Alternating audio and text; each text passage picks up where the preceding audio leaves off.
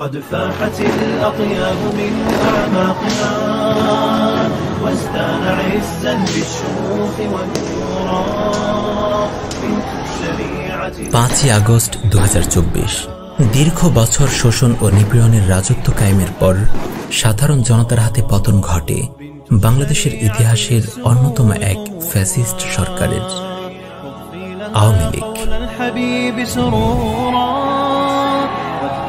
نوما لا ضياع بعمره يسهرن ليلا يستقين أجورا من نهج أحمد يرتوين بفطرة يحفظن دينا يتقين ثبورا হাসিনা রেজিমের পতনের পর বৈষম্য বিরোধী ছাত্র আন্দোলন ডক্টর ইউনূসকে প্রধান বানিয়ে অন্তর্বর্তীকালীন সরকারের ঘোষণা করে।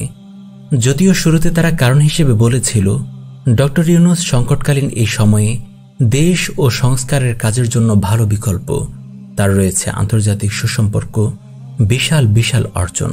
তবে খুব শীঘ্রই ইউনূস ও তার পুরো উপদেষ্টা পরিষদ নানান রকম সমালোচনার জন্ম দেয়। কালে কালে ছাত্র জনতাকে মৌলিক দাবি নিয়ে বারবার মাঠে নামতে হয়। দেখা যায় ইউনূসের এই আন্তর্জাতিক সুসম্পর্ক তথা পশ্চিমা বিশ্বের সাথে ঘনিষ্ঠতা এই দেশের সার্বভৌমত্বকে ধীরে ধীরে প্রশ্নবিদ্ধ করে।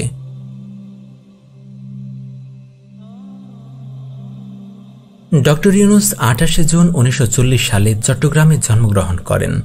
তার পিতা দুলা মিয়া সওদাগর একজন স্বর্ণকার ছিলেন। যদিও বাংলাদেশের স্বর্ণকারদের চড়া সুদে ঋণ দেওয়ার কুখ্যাতি রয়েছে, তবে তা আমাদের আলোচ্য বিষয় নয়। ডক্টর ইউনূসকে মার্কিন যুক্তরাষ্ট্র 1965 সালে পড়াশোনার জন্য স্কলারশিপ প্রদান করে। 1967 সালে যখন মোহাম্মদ ইউনূস যুক্তরাষ্ট্রের ভ্যান্ডারবিল্ট বিশ্ববিদ্যালয়ে পিএইচডি অধ্যয়নরত ছিলেন, তখন সেখানেই তার পরিচয় হয় রুশ খ্রিস্টান নাগরিক ভেরা ফোরেস্টেনকোর সঙ্গে। প্রথমে বন্ধুত্ব, তারপর প্রেম, আর এভাবে 3 বছর কেটে গেলে 1970 সালে এই খ্রিস্টান মেয়েকেই প্রথম স্ত্রী হিসেবে গ্রহণ করে মোহাম্মদ ইউনূস। বিভিন্ন প্রতিবেদনের মতে ভেরা রাশিয়ার বৃহৎ শিল্পপতিদের সঙ্গে গভীর সম্পর্ক রাখতেন এবং ধারণা করা হয় তার মাধ্যমে ইউনূস বাংলাদেশে তার পরিচালিত বিভিন্ন প্রকল্পে রুশ অর্থায়ন নিশ্চিত করে। তারপর 1979 সালে এই দম্পতির বিচ্ছেদ ঘটে। ডক্টর ইউনূসের মাইক্রোক্রেডিট সিস্টেমের উপর গড়ে ওঠা গ্রামীণ ব্যাংক প্রাথমিকভাবে দারিদ্র্যপীড়িত জনগোষ্ঠী, বিশেষত নারীদের ক্ষুদ্র ঋণ প্রদানে অভিনব কৌশলের কারণে বেশ প্রশংসা কুড়িয়েছিল। কিন্তু দুঃখজনক বাস্তবতা হল ইউনূসের নিয়ন্ত্রণাধীন একাধিক ক্ষুদ্র ঋণ প্রতিষ্ঠানের ঋণের ফাঁদে আটকে লক্ষ লক্ষ দরিদ্র বাংলাদেশি আজ ভুগছে। গ্রামীণ ব্যাংকের 41 বছরের ক্ষুদ্র ঋণ বাস্তবায়নের ইতিহাস থাকা সত্ত্বেও দারিদ্র্য বিমোচনে এটি কার্যকর হয়েছে এমন কোনো নির্দিষ্ট প্রমাণ নেই। ক্ষুদ্র ঋণ ও ক্ষুদ্র অর্থায়ন ধারণা জন্মলগ্ন থেকেই সমস্যাযুক্ত। গত 5 দশকে এই ধারণাগুলো দ্রুত জনপ্রিয়তা এবং সম্মান লাভ করে, বিশেষ করে নারী ক্ষমতায়নের সাথে যুক্ত হওয়ার পর। তবে সময়ের সাথে সাথে গবেষকরা বিপরীত প্রমাণ উপস্থাপন করতে শুরু করেন। অ্যানথ্রোপোলজিস্ট জেসন হিকেল তার তীক্ষ্ণ সমালোচনায় উল্লেখ করেন, ক্ষুদ্র ঋণ গরিব মানুষদের ঋণের বোঝা শুধু বাড়ায়, যা টেকসই নয়। তার মতে দরিদ্র মানুষদের উপর ক্ষুদ্র ঋণের ইতিবাচক প্রভাবের কোনো সুস্পষ্ট প্রমাণ নেই। গত 5 দশকে ক্ষুদ্র ঋণ খাত ব্যাপকভাবে সম্প্রসারিত হলেও গবেষণায় দেখা গেছে এর ব্যর্থতা অত্যন্ত করুণ। দক্ষিণ আফ্রিকায় 94% ক্ষেত্রে এটি ব্যর্থ হয়েছে। আর বাংলাদেশেও অতিরিক্ত ঋণ গ্রহণ ও ঋণ পরিশোধের সংকটে ভুগছে অনেক মানুষ। একজন বাম মার্ক্সীয় অর্থনীতিবিদের বক্তব্য হল, ক্ষুদ্র ঋণ ব্যবস্থাপনা, এনজিও কর্পোরেটাইজেশন, অনিয়ন্ত্রিত ঋণ বিভাগ এবং ঋণের দুষ্টচক্রকে ত্বরান্বিত করেছে। গ্রামীণ ব্যাংক তার প্রধান ঋণ প্যাকেজে 20% সুদের হার প্রয়োগ করে, যা বাণিজ্যিক ব্যাংকের চেয়েও বেশি। এই প্রতিষ্ঠানগুলোর বিরুদ্ধে ঋণ আদায়ের সময় জনসম্মুখে অপমান, হয়রানি, ভীতি প্রদর্শন, গালাগালি করার মতো অপ্রথাগত পদ্ধতি ব্যবহারের অভিযোগ রয়েছে।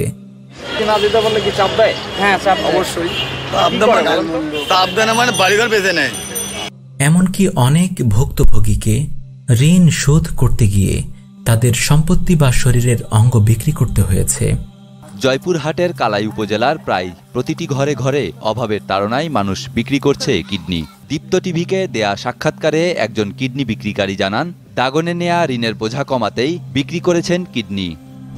বাংলাদেশে প্রায় 10% ক্ষুদ্র ঋণ গ্রহীতা তাদের জমি বিক্রি করে ঋণ শোধ করেন, আর 72% অন্যত্র থেকে ঋণ নিয়ে ঋণ শোধ করেন। এই ভয়াবহ ঋণ চক্রের শিকার হওয়া অসংখ্য মানুষ তাদের ঋণ পরিশোধ করতে না পেরে আত্মহত্যার চেষ্টা করেছে বলে রিপোর্ট পাওয়া গেছে। তাহলে কি জোবরা গ্রামের সাফল্যের গল্প মিথ্যে? আগে উল্লেখ করা হয়েছিল, জেসন হিকেল বলেছিলেন যে ক্ষুদ্র ঋণের ইতিবাচক প্রভাবের সুস্পষ্ট প্রমাণ নেই। তাহলে জোবরা গ্রামের সাফল্যের গল্পের কি হবে? জোবরা গ্রাম ছিল গ্রামীণ ব্যাংকের সাফল্যের প্রতীক, যেখানে সুফিয়া বেগমের দারিদ্র বিমোচনের গল্প বিশ্বজুড়ে প্রচারিত হয়েছিল। বলা হয়েছিল সুফিয়া ক্ষুদ্র ঋণের মাধ্যমে দারিদ্র দূর করেছেন। কিন্তু টম হাইনেম্যানের ডকুমেন্টারি কট ইন মাইক্রোডেট দেখায় যে এটি ছিল গ্রামীণ ব্যাংকের এক ধরনের লোককথা। বাস্তবে জোবরা গ্রাম এই ঋণ থেকে কোনো উল্লেখযোগ্য উপকার পায়নি। এটি ছিল বিশ্বকে দেখানোর জন্য সাজানো এক মিথ্যা প্রদর্শনী। সত্য হল, সুফিয়া বেগম দারিদ্র অবস্থায় মারা গেছেন, আর তার মেয়েরা এখনও জীবনের সংগ্রামে লড়ছেন। স্থানীয় একটি সংবাদ মাধ্যম জোবরা গ্রাম পরিদর্শন করে জানতে পেরেছে গ্রামের মানুষরা এখন ডক্টর ইউনুস ও গ্রামীণ ব্যাংকের ভঙ্গ প্রতিশ্রুতিগুলো নিয়ে অসন্তোষ প্রকাশ করছে।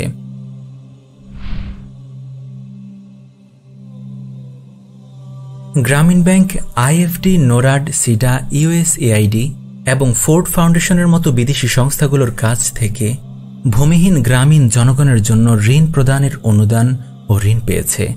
কিন্তু দেখা যায় ইউনুস এই তহবিল ব্যবহার করে একাধিক মুনাফাভিত্তিক প্রতিষ্ঠান প্রতিষ্ঠা করা শুরু করেন।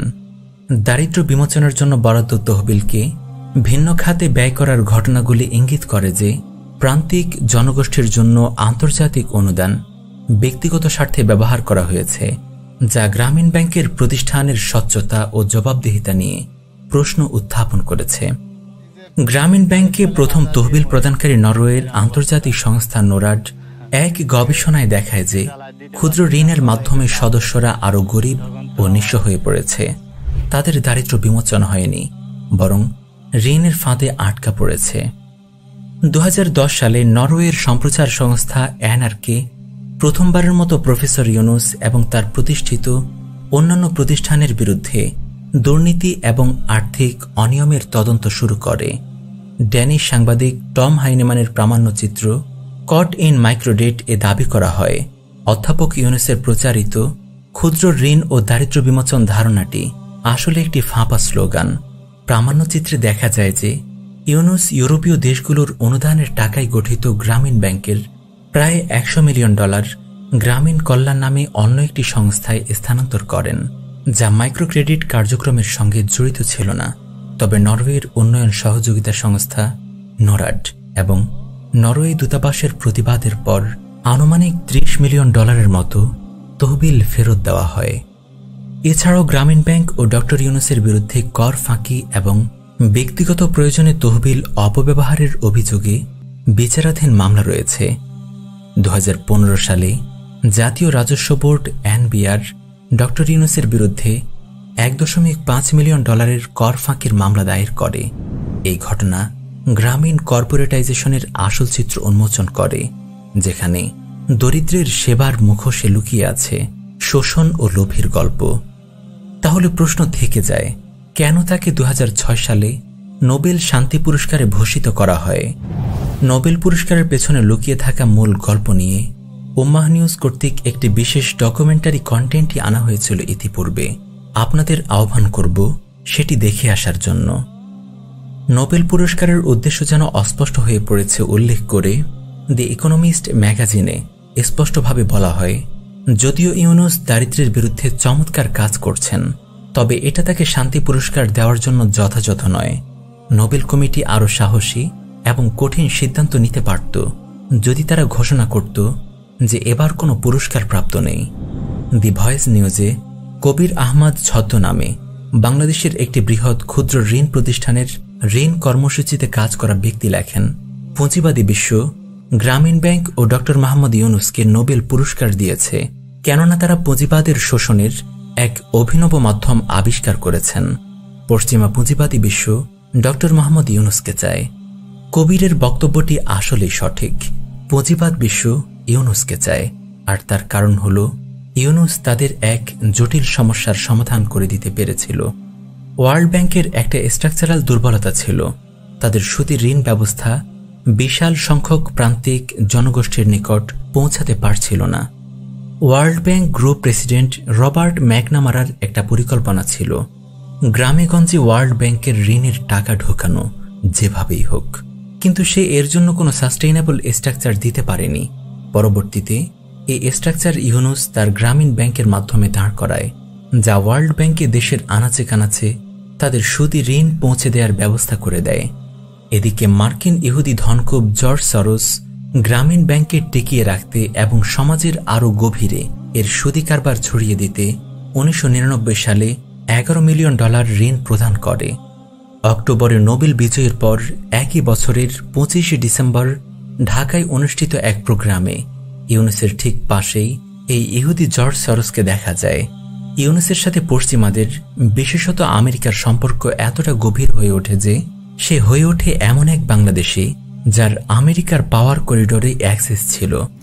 গুঞ্জন শোনা যায় আমেরিকার এই পাওয়ার করিডোর নেটওয়ার্কে যাদের আসা যাওয়া থাকে তাদের সেখানের ফাউন্ডেশনে অনুদান বা চাঁদা প্রদান করতে হয়, আর ইউনুসও এর ব্যতিক্রম ছিল না। এপি নিউজ থেকে জানা যায় গ্রামীণ আমেরিকা, যা গ্রামীণ ব্যাংকের যুক্তরাষ্ট্রভিত্তিক মুখ্য সংস্থা এবং যার সভাপতিত্ব করেন মোহাম্মদ ইউনুস, ক্লিন্টন ফাউন্ডেশনকে 1 লক্ষ থেকে $2,50,000 মার্কিন অনুদান দিয়েছে, যা ব্যাংকের মুখপাত্র বেকি অ্যাশের ভাষায় সিজিআই মিটিংয়ে অংশ নেয়ার বার্ষিক ফি হিসেবেই প্রতিফলিত হয়। ইউনুসের সভাপতিত্বাধীন গ্রামীণের আরেকটি শাখা গ্রামীণ রিসার্চ অনুদান দিয়েছে $25,000 থেকে $50,000 মতো। ওবামা প্রশাসনের সময় হিলারি ক্লিন্টন যখন মার্কিন পররাষ্ট্রমন্ত্রী ছিলেন, তখন মোহাম্মদ ইউনুসকে বাংলাদেশের দুর্নীতির মামলায় বিচারের মুখোমুখি হওয়া থেকে রক্ষা করা হয়। এমনকি ইউনুসের প্রতিষ্ঠিত গ্রামীণ ব্যাংকের বিরুদ্ধে সরকারিভাবে তদন্ত বন্ধ না করলে হিলারি ক্লিন্টন তৎকালীন প্রধানমন্ত্রী শেখ হাসিনার ছেলেকে মার্কিন কর বিভাগের তদন্তে ফেলার হুমকি পর্যন্ত দেয়। আইআরআই তথা ইন্টারন্যাশনাল রিপাবলিকান ইনস্টিটিউট হল একটি যুক্তরাষ্ট্র নিয়ন্ত্রিত অপারেশনাল নেটওয়ার্ক, যার কাজ হল কৌশলগতভাবে গুরুত্বপূর্ণ দেশগুলোতে যুক্তরাষ্ট্রপন্থী রাজনৈতিক কাঠামো তৈরি করা, সরকার পরিবর্তনের জন্য ক্ষেত্র প্রস্তুত করা এবং গণতন্ত্র এর নামে পশ্চিমা আধিপত্য প্রতিষ্ঠা করা। আইআরআই 2003 সাল থেকে রাজধানী ঢাকায় সক্রিয় রয়েছে। তারা দাবি করে তাদের উদ্দেশ্য এই যে রাজনৈতিক দল, সরকারি কর্মকর্তা, সিভিল সোসাইটি এবং প্রান্তিক জনগোষ্ঠীর অধিকার আদায়ে সহায়তা করা। কিন্তু বাস্তবে নথিপত্রগুলো এভাবে স্পষ্টভাবে তুলে ধরে যে আইআরআই অর্থায়ন এবং প্রশিক্ষণের মাধ্যমে একটি বিস্তৃত ছায়া রাজনৈতিক কাঠামো গড়ে তুলেছে, যার মধ্যে রয়েছে এনজিও, অ্যাক্টিভিস্ট গ্রুপ, রাজনীতিবিদ, এমনকি সঙ্গীত ও চিত্রশিল্পীরাও। এই নেটওয়ার্কে যে কোনো সময়ে বাংলাদেশ সরকার যদি যুক্তরাষ্ট্রের চাহিদা অনুযায়ী কাজ করতে অস্বীকৃতি জানায়, তখন অস্থিরতা সৃষ্টি ও বিশৃঙ্খলা ছড়ানোর জন্য মাঠে নামানো যায়। দ্য গ্রে জোন এর এক আর্টিকেল থেকে জানা যায় 2019 থেকে 2020 সালের মধ্যে আইআরআই মোট 11টি কৌশলগত অনুদান দিয়েছে শিল্পী, সঙ্গীত শিল্পী, পারফর্মার এবং সংগঠনগুলোকে, যারা রাজনৈতিক ও সামাজিক ইস্যু নিয়ে 225টি আর্ট প্রোডাক্ট তৈরি করেছে। আইআরআই দাবি করে এই কন্টেন্টগুলো প্রায় 4 লাখ বার দেখা হয়েছে।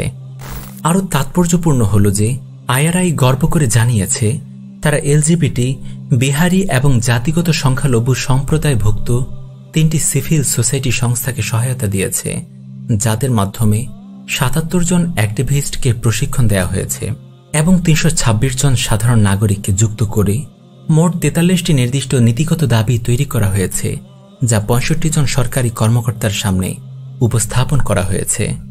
উল্লেখিত তথ্য থেকে বোঝা যায় এসব অনুদান মূলত এক ধরনের সাংস্কৃতিক ও রাজনৈতিক ইঞ্জিনিয়ারিং, যেখানে আর্ট, মাইনরিটি গ্রুপ এবং সো কল্ড অধিকার আন্দোলন ব্যবহৃত হচ্ছে বাংলাদেশের অভ্যন্তরীণ সামাজিক কাঠামোকে পশ্চিমা আদর্শ এবং লিবারেল এজেন্ডা অনুযায়ী রিডিজাইন করতে।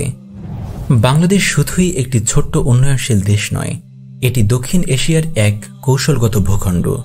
ভারতের পাশেই অবস্থিত, বঙ্গোপসাগরের প্রবেশপথে। আর এই অঞ্চলেই চীন ও ভারতের প্রভাব বিস্তারের যুদ্ধ চলছে। এই অবস্থানে যে দেশ শক্তিশালী নিয়ন্ত্রণ প্রতিষ্ঠা করতে পারবে, সে পুরো দক্ষিণ এশিয়ার ভেতরে আধিপত্য প্রতিষ্ঠার সক্ষমতা অর্জন করবে। এই কারণেই আমেরিকা চায় বাংলাদেশকে চীন রাশিয়া ব্লক থেকে বের করে এনে তাদের প্রভাব ও বলয়ে আনতে। আর এজন্যই আমেরিকা বাংলাদেশের রাজনীতিতে নিজেদের পছন্দের পুতুল বসানোর চেষ্টা করেছে। 2007 সালে 111-এর ঘটনাটি ছিল একটি পশ্চিমা ইঞ্জিনিয়ার্ড পলিটিক্যাল রিসেট।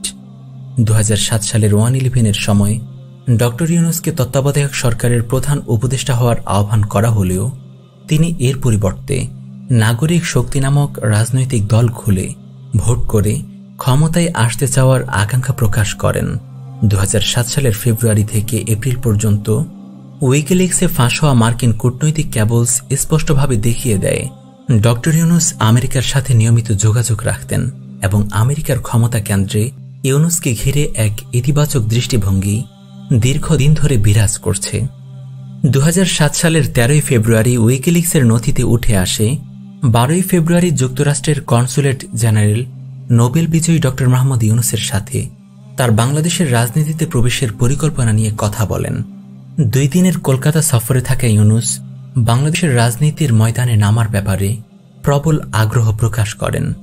প্রতিবেদনে বলা হয়, যদিও ডক্টর ইউনূস নিজেকে এই বক্তব্যে সীমাবদ্ধ রাখেন যে তিনি এখনও বিকল্পগুলো বিবেচনা করছেন, তবুও তার কথার সুর ও ভঙ্গিমা স্পষ্ট করে দেয় তিনি বাংলাদেশের রাজনীতির এই বিশৃঙ্খল ও অস্থির পরিবেশে প্রবেশ করতে গভীরভাবে আগ্রহী। 2007 সালের 16 এপ্রিল উইকিলিক্সের অপর আরেকটি নথিতে উঠে আসে ইউনূস জানান, সরকার যখন রাজনৈতিক কার্যক্রমের উপর নিষেধাজ্ঞা প্রত্যাহার করবে তখন তিনি আনুষ্ঠানিকভাবে তার নতুন রাজনৈতিক দল চালু করবেন। তিনি পরিকল্পনা করছেন দলীয় কাঠামোকে তৃণমূল পর্যায় থেকে গড়ে তোলার এবং ইতোমধ্যেই সম্ভাব্য রাজনৈতিক মিত্রদেরকে তার আন্দোলনে যোগদানের বিষয়ে আনুষ্ঠানিক আলোচনা করেছেন। তার ধারণা, তার দলের বার্তাটি নারীদের এবং তরুণ প্রজন্মের মাঝে ব্যাপকভাবে সাড়া ফেলবে। শেষ পর্যন্ত রাজনৈতিক দল হিসেবে ক্ষমতায় আসতে যে জনপ্রিয়তা দরকার তার অভাবে এবং ভারতীয় কংগ্রেস সরকার মনমোহন সিংয়ের মধ্যস্থতায় শেখ হাসিনার হাতে বাংলাদেশের ক্ষমতা তুলে দেওয়া হয়। কেননা হাসিনা আমেরিকা এবং বিশেষত ভারতের সমস্ত স্বার্থ আদায় করার শর্ত গ্রহণ করে নেয়। শেখ হাসিনার দীর্ঘ জুলুমের শাসনামলে IRI এর সহায়তায় আমেরিকান ব্লকের মিডিয়া, অ্যাক্টিভিস্ট ও এনজিওগুলো ক্রমশই শক্তিশালী হতে থাকে। তারা ওয়েস্টার্ন কালচারের দিকে ব্রেইন ওয়াশের দ্বারা তরুণদের মাঝে জনপ্রিয়তা অর্জন করতে থাকে। তরুণদের মঞ্চের সবচেয়ে মোক্ষম অস্ত্র খেলাধুলা, আর তাই অনেক বিশ্লেষক মনে করে থাকেন 2016 সালে ইউনূসের হাতে অলিম্পিকের মশাল প্রদর্শনী করা ছিল তরুণদের কাছে তাকে জনপ্রিয় করে তোলার স্ট্যান্ড স্বরূপ। এদিকে আমেরিকা ও ভারতের পৃষ্ঠপোষকতায় হাসিনার মসনদ শক্তিশালী হতে থাকে, তার জুলুমের অধ্যায় দীর্ঘ হতে থাকে। যদিও আমেরিকার মদদেই হাসিনা এই দেশে প্রতিষ্ঠিত ও টিকে ছিল, কিন্তু এক পর্যায়ে এসে আমেরিকা হাসিনা থেকে বিনা প্রশ্নের স্বার্থ আদায় করতে পারছিল না। এর একটি কারণ ছিল হাসিনা তার স্বার্থ রক্ষার্থে সব বলয়ে পা দিয়ে চলছিল, ফলে তাকে আমেরিকা ভারতের পাশাপাশি একই সময়ে চীনকেও সন্তুষ্ট রাখতে হচ্ছিল। তাছাড়া হাসিনা যতটা ভারত অনুগামী ছিল ততটা আমেরিকা অনুগামী ছিল না। এভাবে হাসিনার ওপর আমেরিকা তার সরাসরি নিয়ন্ত্রণ হারায় এবং এর জন্য বাংলাদেশ কেন্দ্রিক যে কোনো সিদ্ধান্ত বাস্তবায়নে আমেরিকাকে আবার ভারতের ওপর নির্ভরশীল হয়ে উঠতে হয়। যে সংকট আমেরিকা দীর্ঘদিন ধরে কাটিয়ে আসতে চাচ্ছিল এবং এর জন্যই বাংলাদেশে তার সমস্ত প্রভাবকে অ্যাক্টিভ করে তোলে, র্যাবকে স্যাংশন দেয়, সেনাবাহিনীকে জাতিসংঘ মিশন থেকে বঞ্চিত করার চাপ সৃষ্টি সহ নানান চাল চলতে থাকে। এক পর্যায়ে অনেক রাজনৈতিক বিশ্লেষক অনুধাবন করে শীঘ্রই হাসিনার পতন ঘটবে এবং তার স্থলে ইউনূসকে ক্ষমতায় আনবে আমেরিকা। 2024 সালের আগস্টের অভ্যুত্থানের আগে হাসিনা দীর্ঘ বছর ধরে অভিযোগ করে আসছিলেন যে যুক্তরাষ্ট্র বাংলাদেশে সামরিক স্থাপনা নির্মাণের জন্য চাপ দিচ্ছে, যা ওয়াশিংটনের বৃহত্তর ইন্দো প্যাসিফিক স্ট্র্যাটেজির অংশ, যার মূল লক্ষ্য হল চীনকে ঘিরে রাখা বা নিয়ন্ত্রণে রাখা। 2024 সালের মে মাসে দক্ষিণ ও মধ্য এশিয়া বিষয়ক মার্কিন সহকারী পররাষ্ট্রমন্ত্রী ডোনাল্ড লিওর সাথে সাক্ষাতের কয়েকদিনের মধ্যেই হাসিনা জাতীয় সংসদে সতর্ক করে বলে, একটি সাদা চামড়ার দেশের পক্ষ থেকে বঙ্গোপসাগরে একটি সামরিক ঘাঁটি বসানোর দাবি জানানো হয়েছে। মূলত এসব থেকে ভালোই আঁচ করা যাচ্ছিল হাসিনা আমেরিকার দেনা পাওনা নিয়ে কোনো সমস্যা হচ্ছিল, আর আমেরিকা এই সমস্যায় ছিল নাখোশ। তারপর আসে জুলাই, এক রক্তিম মাস। ঢাকা বিশ্ববিদ্যালয়ে কোটা সংস্কারের আন্দোলন সহসাই মোড় নেয় হাসিনার পতন আন্দোলনে।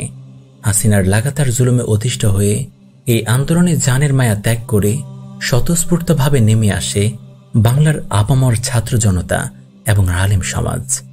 আহত ও নিহতের সারি শত পেরিয়ে হাজারে পৌঁছে। কারফিউ জারি, ইন্টারনেট ব্ল্যাকআউট সহ নানান রকম কৌশল প্রয়োগ করে সরকার, তবুও ব্যর্থ হয় আন্দোলন দমাতে। অবশেষে ব্যর্থ হয়ে 5ই আগস্ট ক্ষমতা ছেড়ে ভারতে আশ্রয় নেয় স্বৈরাচার শেখ হাসিনা। এই আন্দোলনে জনগণ একটি বিষয়ে নিশ্চিত এবং ঐক্যবদ্ধ ছিল, আর তা হল হাসিনার পতন। কিন্তু তাদের জানা ছিল না হাসিনার পতনের পর কাকে ক্ষমতায় আনবে। আর ঠিক এই শূন্যতাকেই কাজে লাগায় আমেরিকা। বিশ্বখ্যাত অর্থনীতিবিদ জেফ্রি স্যাক্স এই বিষয়ে মন্তব্য করেন, ইমরান খান সরকারের পতনে যুক্তরাষ্ট্রের ভূমিকার যে শক্ত প্রমাণ আছে তা আমাদের মনে করিয়ে দেয় বাংলাদেশেও সম্ভবত একই রকম কিছু ঘটে থাকতে পারে। আমেরিকা যখন দেখে এই আন্দোলন সফলতার দিকে যাচ্ছে, তখন তারা তাদের দীর্ঘদিনের আকাঙ্ক্ষা বাস্তবায়নের সুযোগ পায়।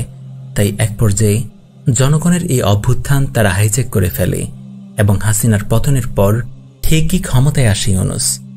ডক্টর ইউনূসের নেতৃত্বে গঠিত হয় একটি অন্তর্বর্তীকালীন সরকার, যাদেরকে দায়িত্ব দেওয়া হয় দেশের সার্বিক সংস্কার সাধন এবং একটি গণতান্ত্রিক নির্বাচন আয়োজনের।